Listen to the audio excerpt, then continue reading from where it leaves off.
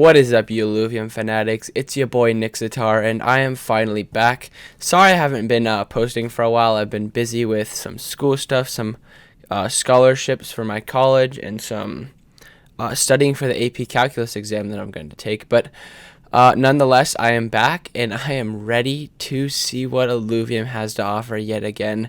When I was doing it before, I was in love with it. Again, these last 2 months, I've still been keeping up with it, still been watching it, and this private beta, man, this looks amazing. I can't wait to get in this. I just know that I'm going to be playing this so much that I'm not even going to be studying for my calculus exam, which is not good, but it's got to happen because this game is it just looks too good to ignore. So with that being said, let's jump right into the video. So today we're going to be covering the land sale. I know that's a very hot topic in the Illuvium community right now because everyone's thinking about it. Everyone's like, when can I get some land? Am I going to be able to afford some land?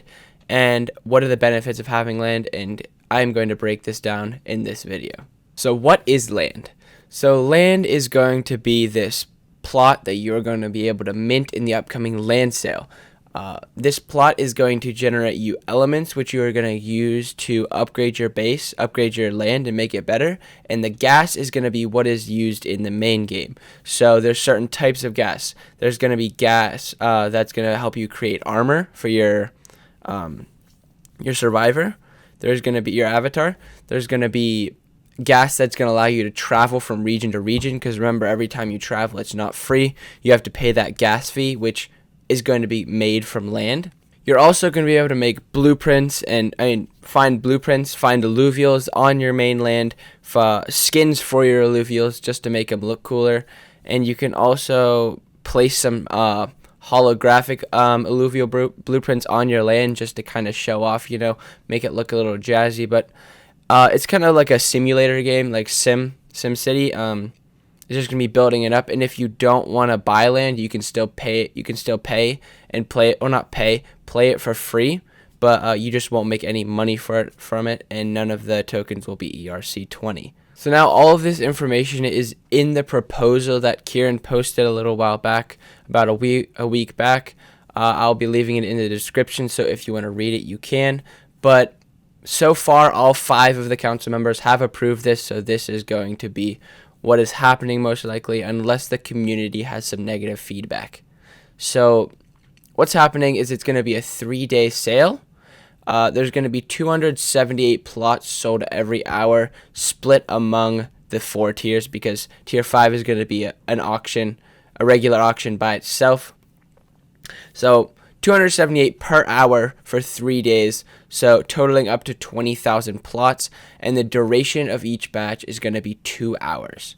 In total, over the 3 days, there's going to be 12,029 tier 1 sold, 5,012 tier 2 sold, 2,088 tier 3 sold, and 869 tier 4 sold.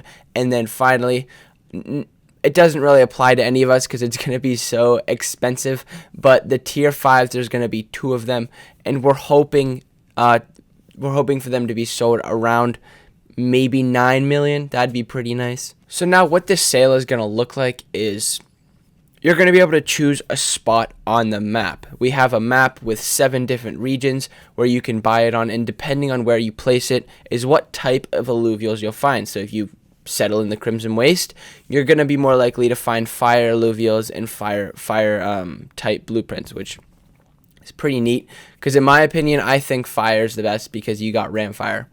That's all I really have to say. I mean, you have Scoriox as well, but Ramfire is really the main logo for the Illuvium game. They're always like, wow, look at that dragon that absolutely kills everybody when he lands. But other than that, yeah, you're going to choose your region, so you're going to know that for sure. However, when you mint, you're not going to know the element and gases that are on there, because there's 3 different elements and 3 different gases that can spawn on each plot. So you can have, say you have a tier 1, which is 3 elements and 1 gas. You can have 1 of each type of the elements being produced, or you can have all 3 of the same element. But don't worry, that's not going to hinder you that much, because there's going to be a converter as well that you're going to be able to convert one element to the other. So you should not get stuck. So we have 3, 6, 9, 12, 15 is how the elements go. So tier 1 has 3 and 1. I'm going to be talking about element and fuel. Tier 2 has 6 and 3. Tier 3 has 9 and 6. Tier 4 has 12 and 9. And Tier 5 has 15 and 12. And what's really cool about this is that Tier 3 has an elemental landmark, which is going to increase the production of that element landmark that you get. Again, you don't know what that is either. And Tier 4s have the fuel landmark, which is going to increase the production of one of your fuels. You don't know which one it is. Tier 5 has the arena, but it's kind of irrelevant. That's where the tournaments are going to be played, so that's pretty neat. And what's really cool here is so you don't just buy a lot of tier 1s and you're like, well, if tier 1s are so cheap, I can just buy a lot of them and they'll equate to tier 4. That's not necessarily true, because a tier 2 has 33.33% increased production against a tier 1, meaning every time one of your sites creates one element, that same site on tier 2 is going to be creating 1.33 elements. And then tier 3 is going to be 100%. So every time one site on tier 1 creates one element, tier 3 will be creating 2 in that same amount of time, not even counting the fact that it has triple the amount of element sites. So if you look at that, that's actually for every 3 elements that tier 1 is creating, tier 3 will be creating 18 of those elements. So every time tier 3 creates 3, they will be creating 18. And then for tier 4, it's actually a 300% increase, meaning it is every time the fuel sites create 3, the tier 4s are going to be creating 36 of them. So tier 4 is literally just going to be printing elements and gas like none other. Hence the reason it is going for a starting price of 80 Ethereum. And here are the prices. So the tier 4s are going to be, or tier 1s are going to be starting at 2 Ethereum. Tier 2s are going to be starting at 6. Tier 3s are going to be starting at 20 Ethereum. And tier 4s are going to be starting at 80 Ethereum. So what happens from here is, don't worry, barely anybody is going to be buying for these prices, because what we're looking at here is a Dutch auction, meaning for every minute that passes, the price is going to decrease by 2.5% of the price the minute before.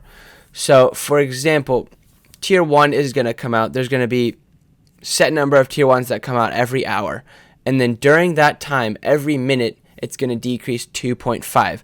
So 97.5% of 2, and then 97.5% of that number, and so on and so forth, dipping the whole way to around 10% of its original cost for all of them. Meaning a tier 4 could potentially go down to 8 Ethereum, which, if you're looking at it in SLV, is not a crazy amount for how much ROI it's going to have. Now, we don't know the exact ROI. I'm just assuming, based on the graph, based on what I've seen, this thing is going to be printing money like you've never seen before. And I know there was a lot of confusion and anger towards the price increase, but if you think about it, that is needed. Because if you leave the price of a tier 1 at 0.5 Ethereum, they didn't like the price change because now they can't afford it. But if you think about it, you weren't going to be able to get it anyway, because the bots were going to snipe it up immediately before you could even blink. Before you could even see it on the site, it would be gone. So at least now you have a chance of it decreasing to a price that you can afford, because back at 0.5, there was no chance you were getting it unless you also had a bot and were willing to pay $600 in gas to be the first one to mint it. It was literally just going to be who can pay the most gas, which is not what we're looking for here. We're looking for a strategic land sale, so you can choose when to buy, not just, hey, which bot is fastest and how much gas am I willing to pay to get first. So the payments here are, you can either buy it in Ethereum or SLV2. You cannot, however, use them both at once, so you can't use half Ethereum and half SLV. You're going to have to go all in on one or the other. So I would suggest maybe trying to grab yourself one of these lands, because I think they're going to be really helpful if you like being self-sustainable in the game. Because if you don't have a land, you'll have to either use SLV or buy fuel every time you want to travel to a different region. I'm planning on buying a tier 4 because I just love being self-sustainable in my games. I don't like relying on other people. I like doing my own thing. increasing at my own pace and being able to use my stuff whenever I want. And even if I don't need those gases, I'll be able to sell them for money. So all in all, I think it's a good deal for me. Depending on if you have enough money or not, I would suggest trying to buy one. If not, hey, that's okay. You can still play the game normally. It's just a mini game. It's not going to affect...